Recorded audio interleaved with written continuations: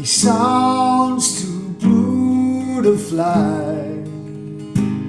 That midnight train is winding low. I'm so lonesome I could cry. Have you ever seen a night so long as time goes crawling by? That moon just went behind the clouds to hide its face and cry.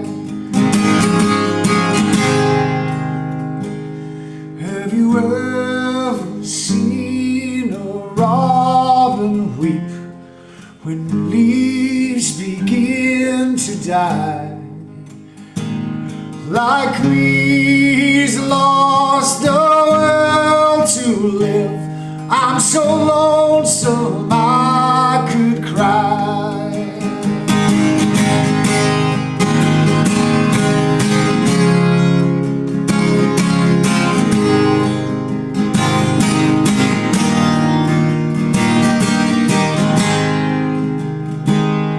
In the silence of a falling star lights up a purple sky. And as I wonder where you are, I'm so lonesome I could cry. And as I wonder where you are, I'm so lonesome I could cry. I'm so lonesome I could cry.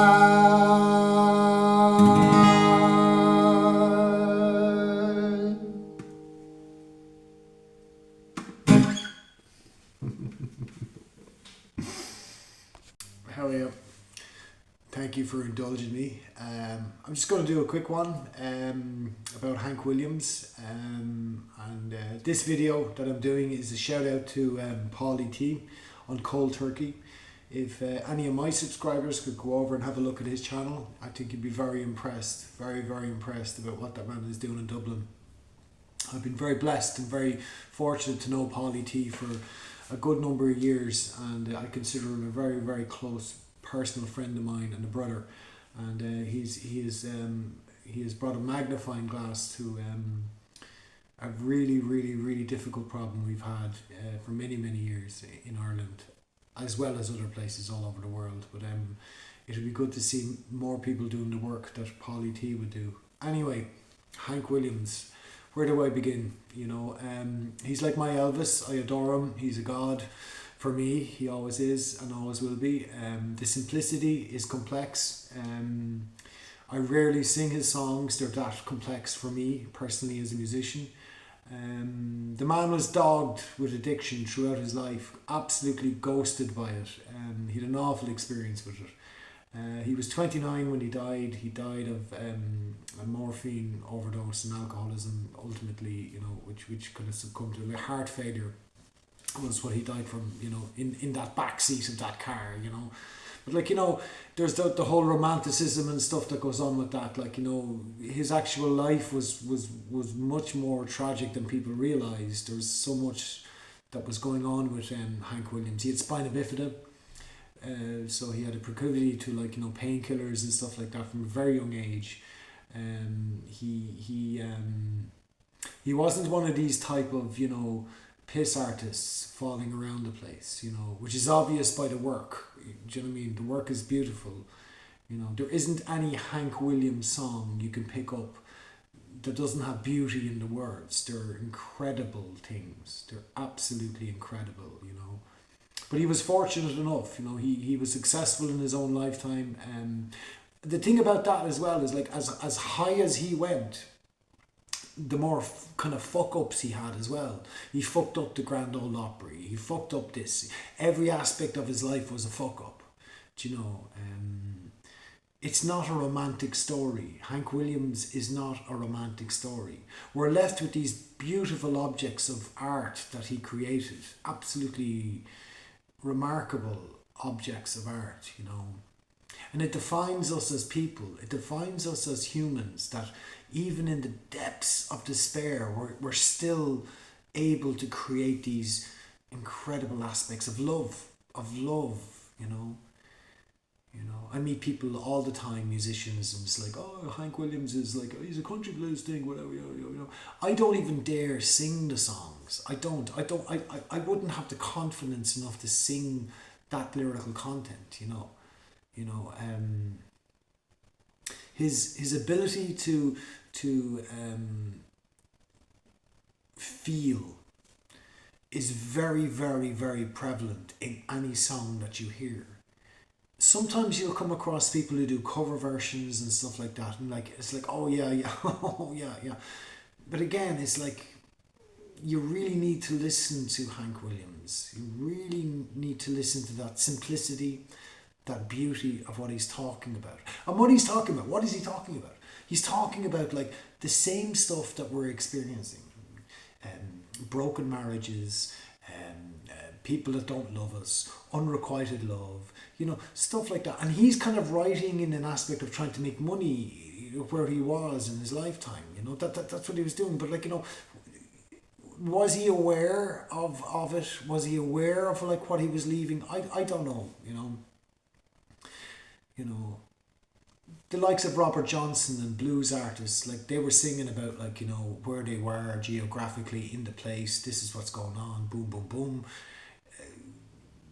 Hank was more in the kind of like, you know, making money of it, like, let's make money. And I think maybe that was the downfall. I don't know. But a true artist in that sense, you know. Somebody who has really suffered, you know, he wasn't pretending, you know, this kind of like, you know, papier-mâché songwriting bullshit of like, oh, my feelings, you know. No, he really, really was putting in that, like, and nobody had done that kind of before. Do you know what I mean? Like nobody had done that before. And I think this is what the interest is, like when they say like he's your favorite singer songwriter, you know, he's your favorite singer songwriter. You know, I think this is what they mean. Is like, you know, this is like a pioneer. This is somebody who has gone before, really, really gone before. There's so many examples of people doing versions of his songs and playing their songs. You can hear the beauty. You probably wouldn't even know that it was one of his songs. You know, he invented a whole genre of music, like, you know, blues, folk, country, all put together. And everywhere he went, he was cast out. No, you're too drunk, you're too this, you're too that, you're a fuck up. You know, because he was an addict. He suffered from alcoholism. He suffered from drug addiction. He was a complete and utter fuck up. Like he was. My love for him isn't that. It isn't the fuck up of Hank Williams. It's the beauty of his lyrics. The lyrical beauty that he wrote. So, you know, I struggle with it. I get overwhelmed by it. I really do. I seen one recently where people were talking about it, and it was your man Jordan Peterson, and he was talking, and he was saying, like, you know, about the awfulness of life, and he was quoting Mr. Williams. You know, he was quoting him, and he's saying, like, you know, these so-called simple songs have that essence of it, like the awfulness of existence, the rough quality of existence. You know. In the mainstream, I think that's important about Hank Williams. It's in the mainstream around the time that he was alive, which was a very short time.